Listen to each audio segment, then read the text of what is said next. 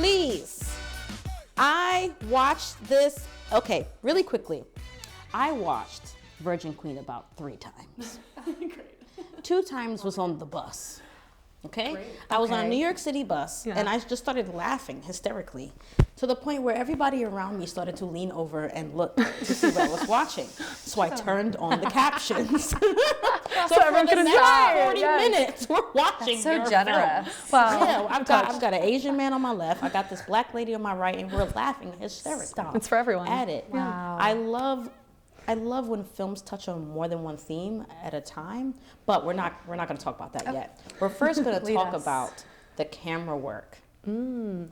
This is something that, of course, has been done before. We've seen similar movements on 30 Rock. We've seen similar movements on The Office, stuff like that. Even in Issa Rae's Insecure. I would love to know what made you make the decision to go this route. Now, you say it's similar to a play, but I told Donya before. Yeah. It literally feels like VR.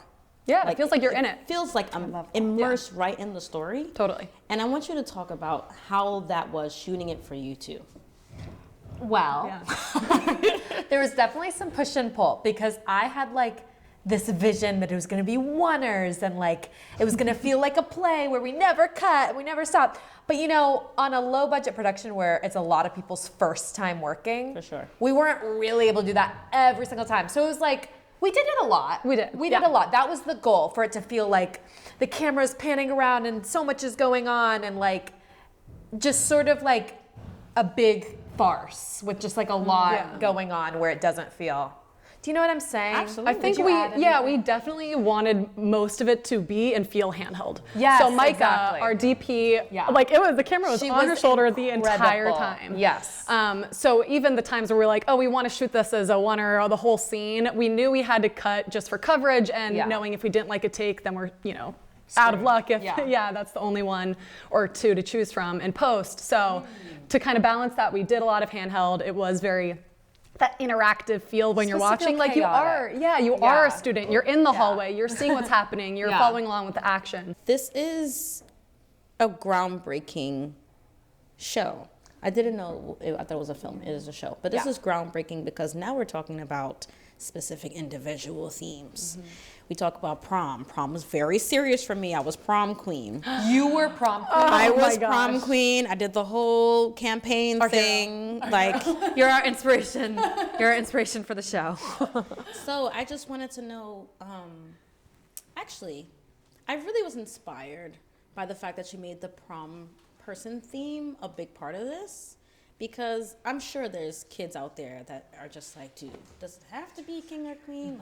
I know there's non-binary students that are looking for that representation, what parts of this decision to tell that side of the story is personal, or would you like to share anything that you relate to? Well, honestly, I think a big part of that decision was everyone's reaction when he said, we're going to switch the title from Prom King and Queen to Prom Person, was everyone, the whole school erupting in chaos. That was sort of just to poke fun, at today's culture, you know what I mean? And how we're all reacting and anyone can go for it. Right. You know what I mean? It's not limited now to just girls, boys. It's just anyone. Anyone has a shot to go for the title. The film's visual language is striking. Vivid colors, heightened performances. Yeah. Thank you. You're amazing. I need to see every episode. And the extended one takes that gave that theatrical momentum, what was important to you in creating that sense of scale? Putting those high stakes there. Totally. I feel like every day when we would meet, okay, here's, the call sheet, here's the shot list, what we need to accomplish. But really I would say, Donya, what is your vision? Whatever you want, we're gonna try our best to make it happen, right? So she definitely had, we wanted the bright colors. We wanted it camp, over the top, dramatic. But the dialogue. No pun intended, because it is very camp as well. Episode 2 is camp. Yes, exactly. So it's we wanted it to feel so elevated, but still relatable, true. The dialogue is funny, but there is meaning behind it. We are connecting with these characters, whether they be overblown stereotypes, archetypes, whatever, like they're filling some need, but they're true and real and relatable. So it was like, okay, how do we really execute this fun, crazy, chaotic vision?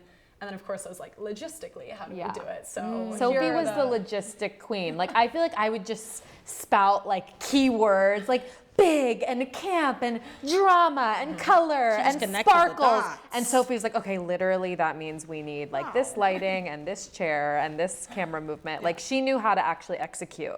So she was, it was crucial. Yeah, I definitely was like, how do we make it feel big, even though, we were working with a small like ensemble cast, smaller crew. Yeah. How can we bring it to life? So it was like choosing, what those big themes were, how can we execute? Lots of like the color, the performances obviously speak for themselves. So. And the camera movement. Yeah, I really think that handheld, Micah did a great job of doing the same thing. What do you want, Donya? Yeah. Okay, this is how I think I'm going to do it. We'd walk through the choreography with the camera, the blocking. Great. Kind of watch playback once maybe, and then we're like, you get it. Yeah. So it was Blocking was great. incredible. Oh my gosh. Y'all are doing this like pros, and just to have like a team of women is really inspiring. Yeah. And especially to like people like me, directors like me, and of course other women directors. But I want to see more full women teams. I want to see more stuff from you two, actually. Please send me anything that I can. If you have not seen Virgin Queen yet, it's a wonderful mashup of something like Kimmy Schmidt, 30 Rock, Office, and it will be streaming during the 2026 Winter Film Festival. You two, I am so excited to talk to you, and I hope to see you guys during Red Carpet. Yeah, thank you so much. This was so fun. Thank you for having me. Thanks. I always knew that this was my destiny. Huh? I didn't win prom queen? Well, What did I win then? ah, shit. I'm still a virgin. It's time to change our fate. We're gonna do something big. Flash mob! Not quite. Prom queen. What a shame you can't have like a running mate like me to help you get all those votes. Time to find a prom king. First up is, Skaz Davis. He made ethnic cool. Next up is Cullen E. Edward Cullen.